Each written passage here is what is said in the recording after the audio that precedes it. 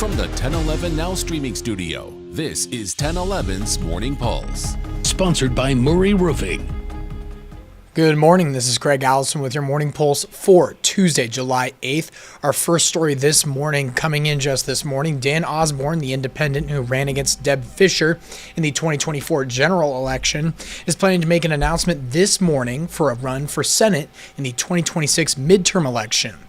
Earlier this year, Osborn formed an exploratory committee to run against sitting Senator and former Nebraska Governor Pete Ricketts. While he may have lost in 2024, Osborn ran the most successful independent campaign for a national seat in the state's history. Your second story, two announcements happening today. First, the Nebraska Attorney General is planning to make an announcement this morning at 10 a.m. surrounding consumer litigation, so we'll be sure to cover that. And the second, O Street could see a major project coming, and a press conference is being hosted to discuss the future on this. It'll be at 2 this afternoon with Mayor Leary and Gaylor Baird. We'll be joined by Liz Elliott and other LTU officials near 13th and O, so be sure to stick with us at 1011 Now for all the latest on both of these announcements. Your third story, stepping down after 30 years behind the bench at the Lancaster County Courthouse, the Honorable Judge Lori Yardley announcing last week her decision to retire. We spoke with her yesterday, looking back at her 30-year career during which she was an advocate for accessibility, inviting Amnesty Court Day, and championing Night Court. You can hear from her in our interview with her on our website, 1011now.com. Your fourth story, from the 4th of July weekend here in Lincoln, hospitals saw dozens of burns and abrasions caused largely by fireworks.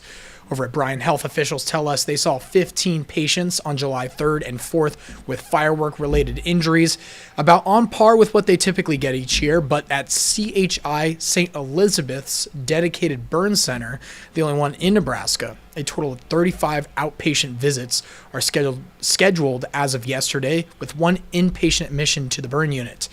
Now, those who work there say it's one of their worst years for burn-related injuries they've seen and could have been prevented with better teaching and precautions from parents about the dangers of fireworks to their kids.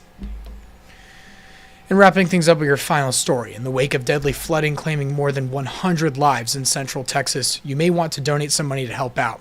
But the Better Business Bureau wants everyone to do a bit of research beforehand so you don't get scammed. One sign to look out for is when a donation page says 100% of the funds go to relief efforts. It may sound great, but the truth is there is always some extra costs associated with those efforts. You can check out a charity on give.org, a partner with the BBB, and they will let you know if a charity is legitimate or not. That is your Morning Pulse for this Tuesday morning, and we'll wrap things up with a look at your 7-day forecast, clear after last night's storms.